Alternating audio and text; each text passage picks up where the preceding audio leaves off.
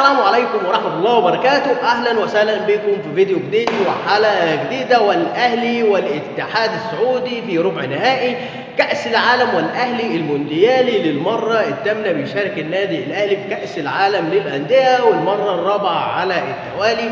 والنادي الأهلي واتحاد جدة السعودي في مواجهة شرسة إن شاء الله يوم الجمعة، وبإذن الله نحتفل كلنا ونفرح بفوز النادي الأهلي في ربع نهائي كأس العالم على اتحاد جدة السعودي. واتحاد جدة السعودي بعد فوزه على اوكلاند سيتي بثلاثيه نظيفه، يعني تسجيل كانتي وكريم بنزيما 3 أهداف من اجمل من كده.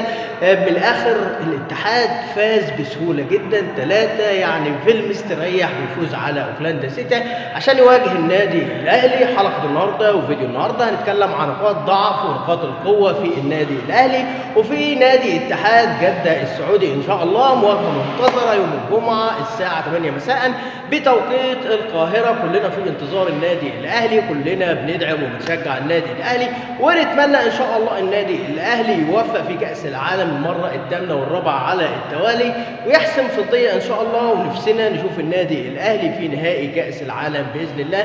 مارسيل كولر مستعد هل للقاء اتحاد جده السعودي؟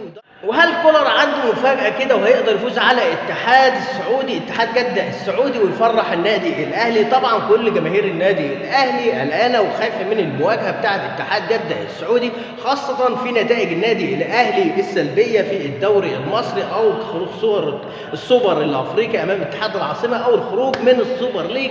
والنادي الأهلي مخبطة معاه نتائج محلية ونتائج كمان أفريقية، لكن في النادي الأهلي في الآخر في كأس العالم بيكون فريق تاني، فريق عالمي.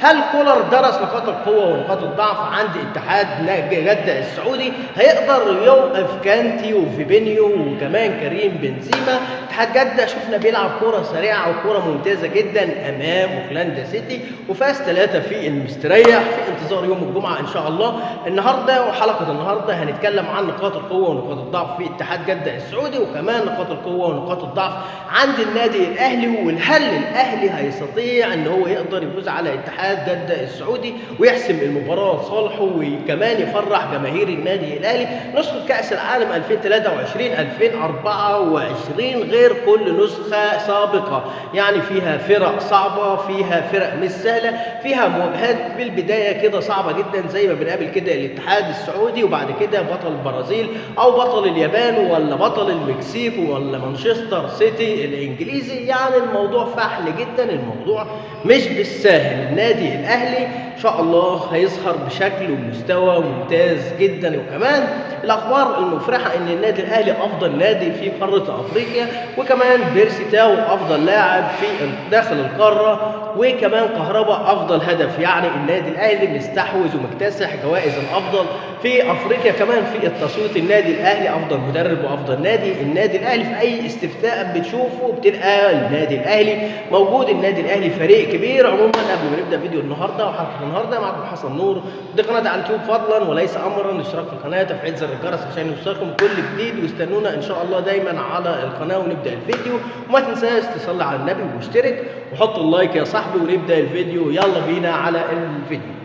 بعد ما شفنا الاتحاد واوكلاند سيتي 3 مستريحين يا جماعه، والله احنا يعني بعد ما شفنا المباراه دي انا قلقان، خاصه الاهلي وادائه ونتائجه السلبيه اللي قبل كده في الدوري او في كاس السوبر الافريقي اللي خسرناه او السوبر ليج او دوري ابطال افريقيا، مقلقه عند جماهير النادي الاهلي. ودي حاجه ما ننكرهاش ان النادي الاهلي وحش، اداؤه في الملعب وحش، النادي الاهلي عنده اخطاء دفاعيه، النادي الاهلي بيوصل للمرمى بس ما بيخلصش فرص. يعني الموضوع هنا امام اتحاد جده السعودي في فرق بين النادي الاهلي وفي فرق بين اتحاد جده السعودي. يعني فريق اتحاد جده السعودي عنده اللاعب اللي بيخلص، عنده القادمون من خلفه زي ما شفنا كانتي بيسجل في اوكلاند سيتي هدف ممتاز جدا من ضربه ركنيه، وكمان عنده خطوره جامده جدا في الكرات الثابته والركنيه، وعنده كريم بنزيما وفيبينيو وكانتي وفريق كامل متكامل اتحاد جده السعودي.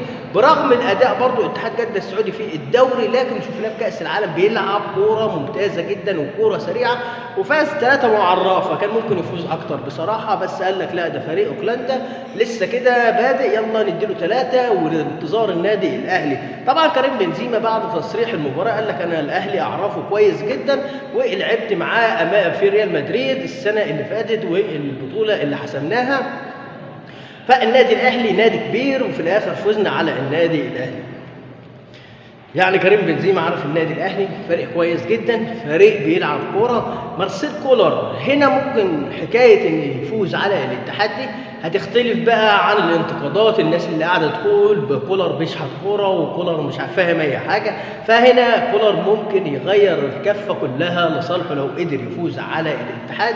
هو الفوز على الاتحاد صعب، لكن مفيش حاجه صعبه على النادي الاهلي. النادي الاهلي بيجي يفاجئنا في كاس العالم للانديه، وبصراحه قادر النادي الاهلي يهزم الاتحاد السعودي زي ما هزم الهلال السعودي برباعيه ممتازه. طبعا الهلال السعودي افضل نادي كان في السعوديه، والاهلي اكتسحوا برباعيه نظيفه. لا، الموضوع باذن الله سهل على النادي الاهلي. نروح نقاط القوة ونقاط الضعف عند نادي اتحاد جدة السعودي.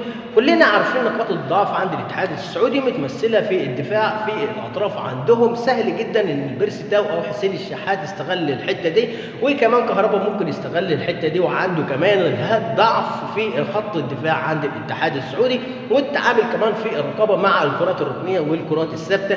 هنيجي بقى هنا ما حدش بيعرف يسجل في النادي الأهلي من ركنيات أو من كرات ثابتة إلا ياسر إبراهيم أو رامي ربيعة او كمان محمد عبد المنعم. ده اللي شفناه كذا مره، محمد عبد المنعم قدر يسجل من ركنيه هو ورامي ربيعه او ياسر ابراهيم. فطبعا استغلال الضربات الثابته او الضربات الركنيه لصالح النادي الاهلي، بيقدروا يسجلوا بضربات راس. فعندك الاطراف وعندك كمان الرقابه في الدفاع عندهم يعني مش كويسه جدا. عنده برضه خط الوسط في النادي اتحاد جده السعودي ضعيف. يعني قال لك المدرب الفريق انا بعاني في الدوري السعودي وفي بعض المباريات مش لاقي التوليفه الممتازه او لاقي التشكيله الكويسه اللي تظبط لي نص الملعب. فموضوع ان انت عندك نص الملعب فيه نقطه ضعف او فيه خلل، فموضوع ان انت عندك خلل في كامل الفرقه. نص الملعب مظبوط عندك، هنا دفاعك ممتاز وكمان الكره بتوصل للهجوم بشكل كويس جدا. فالنادي الاهلي لو استغل حكايه الخط الوسط او الاخطاء الدفاعيه او الضعف الدفاعي عند اتحاد جده السعودي، النادي الاهلي ممكن يخطف هدف او 2 ويقدر يحسم المباراه لصالحه ويقدر يفوز بالمباراه. لكن قوه اتحاد جده السعودي معروفه في كريم بنزيما او الخط الهجومي القوي بقياده بنزيما، وعندك كانت في الوسط وعندك في بينيو وعندك لعيبه كتيره جدا، وخاصه في الضربات الركنيه وضربات الراس والكور الثابته. الاتحاد كمان عنده التسديد من بعد من خارج ال 18 او داخل ال 18 والقادمون من الخلف، فبيعتمد طبعا على الكرات الثابته والكرات الركنيه. فبتلاقي لاعب جاي من ورا من الدفاع بيسدد زي الهدف اللي جابه كانتي، الهدف الثاني بتاع اتحاد جده في اوكلاند سيتي، وده ابسط مثال. فانا بتمنى ان مارسيل كولر يدرس نقاط القوه ونقاط الضعف وفين ضعف الاتحاد وقوه الاتحاد السعودي ويلعب عليهم ويخلي باله. طبعا النادي الاهلي مش افضل، ما بيعيش افضل حالاته. النادي الاهلي عنده نقاط الضعف عارفينها فين. دفاع النادي الاهلي في بعض الاخطاء الدفاعيه. عندك برضو النادي الاهلي عندك في الهجوم ما عندكش مهاجم سوبر، ده اللي بنعاني منه بقالنا 3 سنين 4 سنين. الاهلي ممكن يجي له في المباراه 10 فرص ما بيقدرش يسجل هدف، ما بيستغلش الفرص. ليه؟ ما عندكش مهاجم بيقدر يخلص لك الهدف او الفرصه من انصاف الفرص. عندك كمان يعني الضربات الركنيه او الضربات الثابته. يعني الاهلي بيشوفوا في مباراه بيجي له 12 ضربه ركنيه ما بيقدرش يسجل منهم، او حتى بيشكل خطوره على المرمى من ضربه ركنيه. فالنادي الاهلي نتمنى ربنا يكون معانا كده ويقف معانا ويفتح بصيره بيرسي تاو وحسين الشحات ولاعيبه النادي الاهلي تلعب بروح وبحماس. واحنا طبعا كلنا واثقين من النادي الاهلي. مرات النادي الاهلي بيظهر في مباريات افريقيه او محليه بمستوى مش كويس جدا وبيحقق نتائج سلبيه، وبنيجي في كاس العالم بنشوف النادي الاهلي ولاعيبه النادي الاهلي حاجه ثانيه خالص. باذن الله منتظرين الفوز على الهلال، واحنا عارفين قوه النادي الاهلي فين، مرتكزه في خط الوسط، السوليه او ديانج او مروان عطيه، وعندك امام عاشور. لعيبه النادي الاهلي في الوسط بشكل ممتاز جدا بصراحه. النادي الاهلي قوته في الوسط، باذن الله نظبط الوسط ونظبط الدفاع ونظبط الهجوم، وهنكون سد منيع محمد الشناوي باذن الله. فموضوع محمد عبد المنعم برضه مش عايزك تطلع كريم بنزيما من جيبك، ياسر ابراهيم لازم يكون فايق ورايق، علي معلول يكون فايق ورايق، محمد هاني انت شغلتك كاس عالم كل سنه، تثبت لنا ان انت لاعب كبير وتبهر جماهير النادي الاهلي. عايزينك في نسخه كاس العالم 2024 امام الاتحاد السعودي، ونقدر نفوز على الاتحاد السعودي. ويا ريت يا مارسيل كولر تفوق كده وتشرب كوبايه عناب سخن تفوقك وتظبط لك دماغك شويه، وتركز لنا بقى وتعمل لنا عبقريه وتكتيك بتاع اول موسم مع النادي الاهلي اللي حققت فيه 5 بطولات. الموضوع مش سهل طبعا ان احنا نفوز على الاتحاد، ان الاتحاد فيه مجموعه مميزه من اللعيبه، فريق متكامل، فريق عنده فيبينيو وعنده كمان كانتي وعنده كريم بنزيما وحمد الله. فالموضوع واحمد حجازي في الدفاع، صخره الدفاع طبعا. فطبعا الاتحاد كان بيعاني دفاعيا، لكن عوده حجازي ظبطت له الدفاع شويه، لكن الاهلي قادر ان شاء الله. نتمنى فوز النادي الاهلي والتحقيق يعني الفضيه، او اول مره نتمنى ان احنا نشوف النادي الاهلي في نهائي كاس العالم باذن الله للانديه امام مانشستر سيتي او امام اي فريق. النادي الاهلي طبعا في ظل المواجهات اللي بيواجه فيها الاتحاد، دي رابع مره يواجه فيها اتحاد جده السعودي. قبل كده في 3 مواجهات في سنه اول مواجهه كانت 1995 وفاز فيها على ما اعتقد الاتحاد 1-0، وبعد كده كمان دي كانت في البطوله العربيه، والمواجهه الثانيه في السوبر المصري السعودي هنا في القاهره في 2001. والاتحاد برضو السعودي اللي كان ضيف على النادي الاهلي قدر يفوز على النادي الاهلي 3-2. واخر مره برضو كانت في كاس العالم للانديه 2005 وفاز الاتحاد على الاهلي بهدف محمد نور 1-0. فالنادي الاهلي ما قدرش يحقق في ال3 مواجهات اي فوز على الاتحاد السعودي، لكن باذن الله المره الرابعه النادي الاهلي هيحقق الفوز من قلب السعوديه على الاتحاد السعودي، ونفرح باذن الله ونحتفل بالنادي الاهلي قدر يحقق فوز في كاس العالم للانديه. اول فوز في كاس العالم للانديه، هي مباراه هتكون صعبه جدا، لكن واثقين باذن الله في النادي الاهلي، واثقين في الشناوي ومحمد عبد المنعم وكمان ياسر ابراهيم، علي معلول، محمد هاني، مروان عطيه، ديانج، امام عاشور، السوليه، قفشه برضه، برزيتاو، حسين الشحات، كهربا، موديست ان شاء الله اللي هيكون نسخه كاس العالم للانديه وخدام كاس العالم للانديه.